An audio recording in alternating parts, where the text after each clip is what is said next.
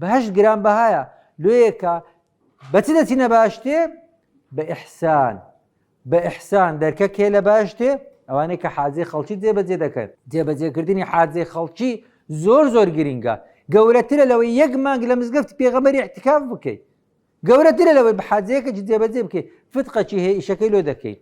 تەلەفۆنێکی دەوێت تەلەفۆنێکی بکاتن دەوێت لە سکرتێرەکەی بپرسی بزانی دکتۆر لەوەیە بێتن یان نا ماری لە ڕەواندزیە دەوێت بزانیتن جەنابەت تاقەت نییە تەلەفۆنەکەی هەر بگری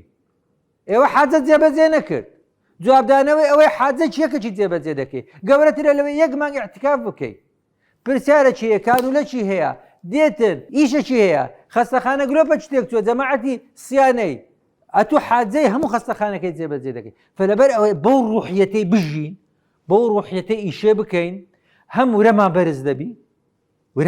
ورە بەرزی زۆر مهمە باوەڕبوون بە سەرکەوتن نیوەی سەرکەوتنە باوەڕبوون بە سەرکەوتن نیوەی سەرکەوتنە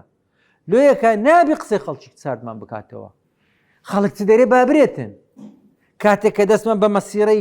شۆڕشی مهرەبانی کردیە شۆڕشی سپیمان دەست پێ کردی و خزمەتکردنی خەڵکیمان کردیتە دروژم یعنی گوتیتمانی هەموانین لە بۆ هەموانین دەبی ڕنگ بداتەوە لە ناو ناخوان بەڕاستی ئەمن قسەکەم دەرم نەتنیاهۆ بێتی ئێکانە زگچووی بێ ئەمە عیلاجی دەکەم بەڕاستی چکە خوای گەورە دەرێتن ئەوە یەک کەسی نەجات دەوەکو هەموو خەڵکی نەجات دابێ خۆ ئەمن لەگەری لە شەڕێ نیمە تاوەکو ئەم زەربەی لێ بدەم ئەمن ئەگەر نەتنیاهۆ بێتی ئێکانە عیلاجی دەکەم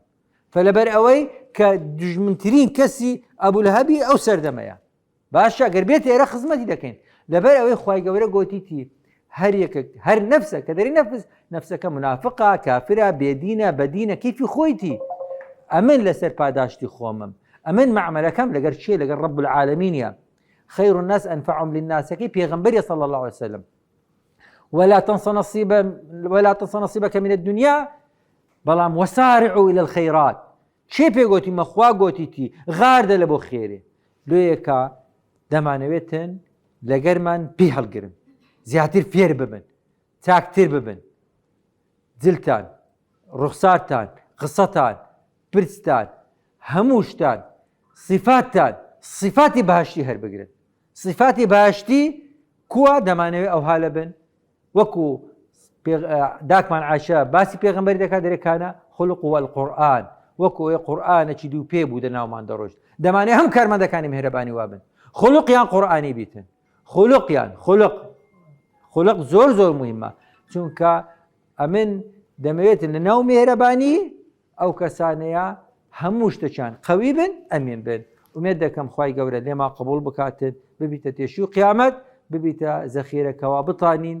خۆمان و ماڵ و منداڵمان و داک و بابمان و دەور و بەرمان و لە دنیاش شارەکە و وڵاتەکەمان هەموو ئیستیفادە بکە لە میهرەبانی وآخر دعوانا أن الحمد لله رب العالمين.